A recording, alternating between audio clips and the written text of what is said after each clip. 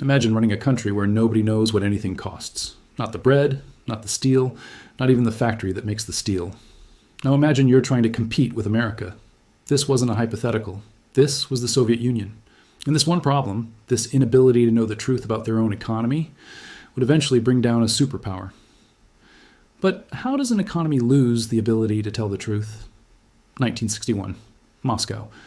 A Soviet economist named Viktor sits in a windowless office with a problem that seems simple. His job is to figure out how much it costs to produce 1 ton of steel. Should be easy, right? You add up the labor, the electricity, the iron ore, the coal. Basic math. Except there's a problem. How much does the coal cost? Well, that depends on how much it costs to mine it. Okay, so how much does it cost to mine coal? Well, you need mining equipment. How much does the equipment cost? Well, that depends on how much the steel costs to make the equipment. Wait, we're back where we started. Viktor just discovered something economists call the circular pricing problem.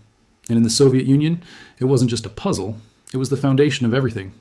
See, here's what you need to understand about the Soviet economy.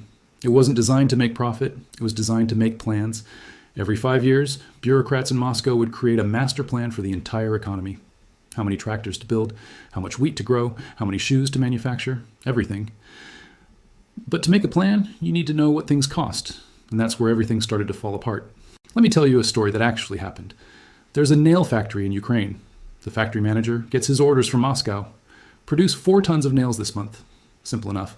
But the manager is smart. He realizes something. The easiest way to make 4 tons of nails is to make giant nails. Huge railroad spikes, way easier than making thousands of tiny nails. So that's what he does. The factory hits its target, 4 tons. The manager gets a bonus, everyone's happy. Except, nobody needs giant railroad spikes. Carpenters need small nails. Construction workers need medium nails. The economy needs variety. But the plan only measured weight. You see the problem? The next year, Moscow learns their lesson. They send new orders. Produce 12,000 nails this month. Now the manager has a different problem. The easiest way to make 12,000 nails? Make them incredibly tiny, like pins. Again, he hits his target. 12,000 nails. Bonus secured. And again, nobody can actually use them. This wasn't just one factory. This was happening everywhere, across every industry, in 1,000 different ways. Glass factories made thick, heavy glass to hit weight targets, even though thin glass was more useful. Clothing factories made oversized coats because they used more fabric. Chandelier factories made massive, absurd chandeliers because they were measured by weight and number of bulbs. The system couldn't tell the difference between value and numbers. And without prices to guide them, they couldn't tell the truth about what people actually needed. But it gets weirder. By the 1970s, Soviet planners had a new problem. They were trying to figure out what to produce, but they didn't know what anything was worth. So they did something desperate, something that sounds almost unbelievable. They looked at American prices. That's right.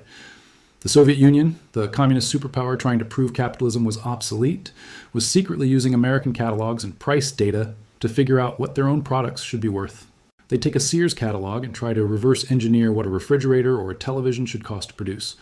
They were using the capitalist price system as a cheat sheet. But here's the thing about cheat sheets. They only work if you're taking the same test. American prices reflected American conditions, American technology, American supply chains, American consumer preferences. None of that matched Soviet reality.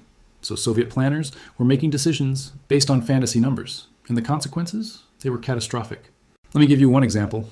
In the 1980s, the Soviet Union was spending roughly 25% of its entire economy on defense. That's what Western economists estimated anyway. But Soviet planners didn't actually know. They couldn't know, because they didn't know what defense equipment truly cost. Were they spending too much? Not enough? Were they getting value for money? Nobody could say. The economy had become a black box. Meanwhile, something else was happening, something that would change everything. 1987. A Soviet programmer named Mikhail is sitting in front of one of the USSR's few computers. He's been given a task. Use the computer to optimize production schedules for a textile factory. Feed in all the variables, labor, materials, machines, time, and let the computer find the most efficient solution. He runs the program, and the computer spits out an answer. The answer says the factory should produce completely different products than what Moscow ordered. The computer says they're wasting resources, making the wrong things. Mikhail knows the computer is right. The math doesn't lie. So what does he do? He deletes the results. He never shows anyone. Because showing that Moscow's plans were wrong, that could end his career. Or worse, this was happening everywhere. Computers touched the Soviet economy. Every time they tried to use mathematics, logic, rational calculation, the answer came back the same: the system is broken. But you couldn't say that out loud. See, the Soviet economy had a deeper problem than just bad information. It had a culture that punished truth-telling. Factory managers learned to lie about production numbers. Everyone knew everyone else was lying, but admitting you knew they were lying meant you'd lied too by not reporting it earlier. It was lies, built on more lies, until nobody in the entire system knew what was real anymore. And then came Gorbachev. Mikhail Gorbachev became leader of the Soviet Union in 1985, and he had a radical idea. What if we just told the truth? He called it glasnost. Openness, transparency.